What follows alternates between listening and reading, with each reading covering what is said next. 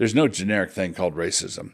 When the thing that goes by that name appears, it appears in the form of particular ethnic animosities. And just as the Europeans don't have the legacy of white-black relations that we do, so also we don't have the Jew-Gentile history that they do. And that means that serious attempts to get something like that going here will be attempts that come off as lame, strident, and ultimately clankish.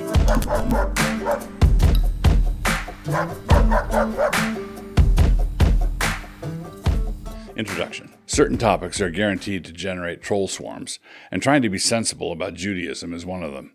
I'm actually tempted to open up the comments on this post in order to prove my point, and perhaps you should stick around to see whether or not I'm willing to be quite so rash. Once the chum of a sensible Judaism-take is in the drink, there's nothing whatever that can be done to stop the water around the boat from bubbling like a pot on high heat. They just can't help themselves. And there are usually so many that show up that we run out of petards for folks to hoist themselves on. Let's work through this, shall we? My most recent book is American Milk and Honey, and as you can see off to the right, the cover sports an American 5-point star and a 6-pointed star, commonly called the Star of David. Stick a pin in that, for we shall return to it in just a few moments. Announcement of the book a few weeks ago inspired a number of hot takes, slowed down only slightly by the fact that the hot takers clearly did not know what the thesis of the book was exactly. And so I tweeted more than once, "Tell us you haven't read the book without saying I haven't read the book." But it had a Star of David on the cover. Wake up, sheeple. A little map. So here's the approach we shall take today. I'm going to begin by making some broad assertions that amount to a general claim that anti-Semites, taking one thing with another, don't know what they're talking about. Having made such a broad sweeping claim, I will take one example that I've heard more than once in just the last couple weeks, put it on a slide with some of my blog and Mablog worldview gel, and look at it through our trusty microscope. A massive failure to read the room. The commies are in the midst of a massive attempt at a power grab, and they are doing this at the very moment when the mojo that they used to call the right side of history decided to abandon them. They're consequently spazzing out, and they are doing this because the serene hubris of half a century ago, back when urbane folks were going to build us a great society at a leisurely pace, is entirely evaporated. The left of today is currently being driven by a toxic and heady mixture of panic, ignorance, impatience, and lust. The post-war liberal consensus is lying on its back in the pasture now, all four hooves pointing at the sky. Their project has crashed. And when I say crashed, I mean every part of the airplane is on the ground. It has crashed theologically, ethically, politically, culturally, aesthetically, socially, and philosophically. Their parrot has joined the choir invisible. The progressive project is 5 minutes away from assuming room temperature and is now in her death throes, heels drumming on the floor of the ER. Some of that last-minute thrashing can be seen in their wild embrace of the most indefensible of positions, like standing with those hang-gliding assassins of Hamas on their way to massacre some folks. But then, you'll never guess. In a masterpiece of bad timing, certain geniuses on the right decided to snatch defeat from the jaws of victory. They decided that instead of hanging this rancid anti-Semitism, worldview of losers, around the necks of the commies, and then watching them try to deal with the consequences of their own hateful spleen venting, they would instead pick up a few elements of it for themselves. Perhaps we might find this useful in our cause. Instead of letting the commies just hang themselves, some are suggesting that we try to borrow that rope for a minute. This is like raiding the dumpster behind the leftist restaurant and taking a used grapefruit rind home and putting it on your bookshelf between Edmund Burke and Russell Kirk. This might just be the key to everything. It has been long said in Washington that there are two parties, the evil party and the stupid party. But we must come to understand something important about this. Stupidity comes to us as a many-splendored thing. There's much more to it than simply the squish stupidity of rhino Republicans. That would be the stupidity of the controlled opposition, the stupidity of the kennel-fed Republicans, the stupidity of the lose slowly brigade. That would be the insider stupidity, and we all know of many examples. But there's also outsider stupidity. There's also the stupidity of the ardent activist who took his very first red pill just 6 months ago and who has no worldview framework for housing all of the things he has read in the course of those 6 months. When you go down the wormhole of websites, it is hard to remember what you read where. Some of it was sane, some of it was responsible, some of it was what his grandfather tried to tell him a few times, and a bunch of it was just Bat-Guano crazy. And if anybody tries to take him aside and explain to him just how crazy it is, that explainer has a steep hill to climb. This is because to be red-pilled at all is to struggle with the fact that you've been lied to about virtually everything your entire life, and those lies were affirmed by the insider stupidity guardians, all of them nodding solemnly. And let us be frank, the establishment did lie, and more than a little bit. But it is no improvement to abandon your reliance on factory farm lies and go out to the country in order to chase down your free-range lies. And so these neophyte outsider recruits become an easy prey for someone who offered to explain everything to them. Enter the clever mental gymnastic ability of the cranks, laser-focused on the point they intend to make come hell or high water, and with everything outside that laser beam shrouded in obscurity. The problem is that pretty much all of reality is outside that laser beam. The laser beam guys are monomaniacal, and they write big fat books. Following them are the regular foot soldiers, the people, who need a cause. They usually didn't need a cause back in ordinary times, because in ordinary times they were content to sell insurance, or perhaps aluminum siding. But in these troubled times, when normalcy got clipped on the side of the head by the commies, these regular guys took to the streets, and they are hot for an explanation. They need an explanation as to why they can't make it selling insurance anymore. Ahem, a professorial someone says. It was the Jews all along. I tried to make the case for all this in my dissertation at Ball State in 1987, but I was run out of the department by the Rothschilds. I've been fighting for vindication ever since, and believe that my hour is come. Ah, said I. I knew it had to be somebody. We stood for a moment in thought. I ventured to speak again, somewhat timidly. Are you sure it wasn't the Anglo-Saxons? You know, Margaret Sanger, John Dewey, Woodrow Wilson? Never heard of them, the man said. Remphan, Capernaum, and Prague. As mentioned above, the cover of my book has 2 stars on it. I don't think anyone at Canon anticipated that we would be accused of sporting the Star of Remphan in that design, with some expressing concern about bringing such an ancient symbol of wickedness into their homes. So, you may wonder, what is the Star of Remphan? The Star of Remphan is mentioned once in the Bible in Acts 7, and under a different name in the place that Stephen was citing, which was Amos 5.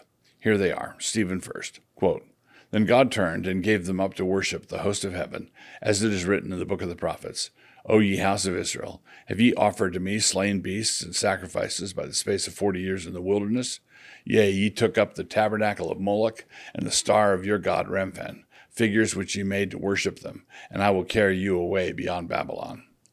Acts 7, 42 and 43. Stephen is charging the Israelites of the wilderness period of worshiping a false god, and by implication he was accusing the Jewish leaders of his day of following in the same sort of idolatrous footsteps. Stephen was quoting from the Septuagint, and those translators had taken the chayun mentioned in Amos as referring to the Assyrian god of Savran. Kaiwan, the word under chayun, was the Babylonian name for Saturn. Quote, Have ye offered unto me sacrifices and offerings in the wilderness 40 years, O house of Israel? But ye have borne the tabernacle of your Moloch and Chayun, your images, the star of your God, which ye made to yourselves. Amos 5, 25 and 26. So both Amos and Acts refer to a star, which is an ancient symbol for a god. But what evidence can be brought out to identify this star of Saturn, worshipped in secret by some Israelites in the wilderness, with the Star of David? Well, if you like hanging out in the dark corners of the internet, you can probably verify all of this at darkcorners.com. But for sensible people, there's no good reason for thinking the Star of Rephaim has anything to do with the Star of David.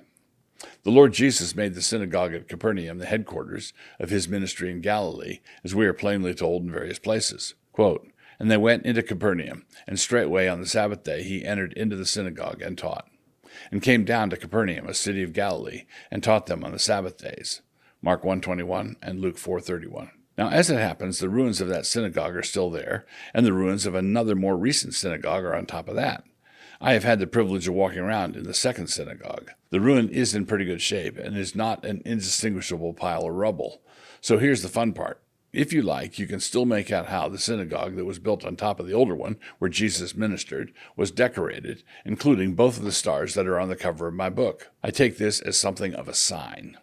On the left is a 5-pointed star, the kind used on the American flag. On the right is a 6-pointed star, the kind used on the Israeli flag. Now I hasten to add that, at this time, we have reason to believe that these were simply being used as interesting geometric designs, and not as symbols of any kind of national or ethnic identity. And that being the case, I find it hard to believe that the place where the Lord Jesus had taught so effectively was in such short order festooned with the Star of Remphan. So where did the Star of David as a symbol for Judaism come from then? In the first century, Judaism would have been much more likely to be represented by something like a menorah. To the extent that the Star of David was used, as it occasionally was, it was likely just a decoration, a tomb here or there, and there's at least one Iron Age carving of one. But during the medieval period, the two kinds of star, 5-pointed and 6-pointed, were used on amulets sold by Christian, Jewish, and Muslim folk healers, the kind of dealers that would sell such magical trinkets to the superstitious. The 5-pointed star was called the Seal of Solomon, and the 6-pointed star the Star of David, although the names were earlier interchangeable. And then, as time went on, the Christian definitions settled around identifying the 6-pointed star as the Star of David. In the 14th century, the Emperor Charles IV gave the Jews of Prague the privilege of having a flag to identify themselves, and they adopted one using the Star of David. They were quite proud of it, and over time, use of the star spread to other Jewish communities in Vienna, Moravia, and Bohemia. The star started to show up on synagogues and tombstones. In the late 19th century, the star was selected as the symbol of the European Zionist movement, and then after Israel became a nation in 1948, the flag of Zionism was basically adopted as the flag of Israel. In all of this, there was not a whiff of Moloch or Saturn or Chayun or Remphan, and it even appears to be a lot less creepy than that floating eye pyramid thing on your $1 bill. That was the work of men with the names Goldstein, Cohen, Horowitz. No, just kidding. Had you for a minute. It was the work of Thomson, Jefferson, Franklin, and Adams, all of them as white as their bones are now. Sneaky Anglo-Saxons. The eye represented the providential and all-seeing eye of God, and so we can see the encroachments of Christian nationalism, beginning very early on. No, not that kind of un-American. One last observation. Every nation has its gifts and glories, and every nation, when it veers into folly, does so in accordance with its own personality. When Americans are being stupid, they do it very differently than do the French, or the Brazilians, or the Japanese. At the same time, because we are all human, there are certain very human ways of being stupid. You know, the tie that binds, a certain bedrock commonality. This means that when things go wrong, because we are all human, they will sometimes go wrong in very similar ways. The Chinese have gotten the same kind of treatment in Malaysia the Jews have historically gotten in Europe, and for much the same reasons. But the Chinese and the Malaysians have only been at it for a comparatively short time. The Jews in Europe have been there for century after century, long enough for certain assumptions to get deeply embedded down in everyone's cultural imagination. Because of the false conceit that America was simply a propositional nation and not an ordinary nation, some people used to employ the charge un-American as referring to a violation of a creed or confession. Say that someone would express a sentiment, and someone else would say it was un-American because it did not flow by good and necessary consequence from our founding propositions. There's a smidge of truth in this, but only a smidge. We are dedicated to certain propositions, true enough, but we are also tied together by laws, customs, language, music, and blood relation, like other nations. And because America is a regular nation, generated in the ordinary ways, and supplemented as it has been by waves of immigrants, first from here and then from there, our culture has taken shape in such a way as to keep a European-style anti-Semitism from taking deep root here. Various attempts have been tried, and there are, of course, pockets of it, like Harvard, and there have been flash-in-the-pan fads of it. But taking one thing with another, the requisite cultural ingredients are simply not here. There's no generic thing called racism. When the thing that goes by that name appears, it appears in the form of particular ethnic animosities. And just as the Europeans don't have the legacy of white-black relations that we do, so also we don't have the Jew-Gentile history that they do. And that means that serious attempts to get something like that going here will be attempts that come off as lame, strident, and ultimately clankish. So if you read something particularly fruity and ripe in the comments, just think Spode to yourself, and then think Eulalie Sewers of Bond Street, and smile knowingly. Quote, "The trouble with you, Spode, is just because you have succeeded in inducing a handful of half-wits to disfigure the London scene by going about in black shorts, you think you're someone. You hear them shouting, 'Heil Spode,' and you imagine it is the voice of the people. That is where you make your bloomer. What the voice of the people is saying is, look at that frightful ass Spode swanking about in footer bags. Did you ever in your puff see such a perfect perisher?"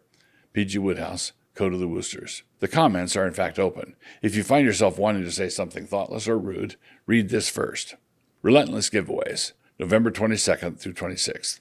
God Rest Ye Merry by Douglas Wilson. Get the God Rest Ye Merry Kindle free and listen to the audiobook free on Canon Plus. Your own NQN flamethrower available now. The giveaway is over, but you can pre-order an NQN branded flamethrower for yourself through the end of November. No, we're not kidding. And the Mablog giveaway this week is Chestertonian Calvinism. Stay notified of everything we're giving away at noquarternovember.com.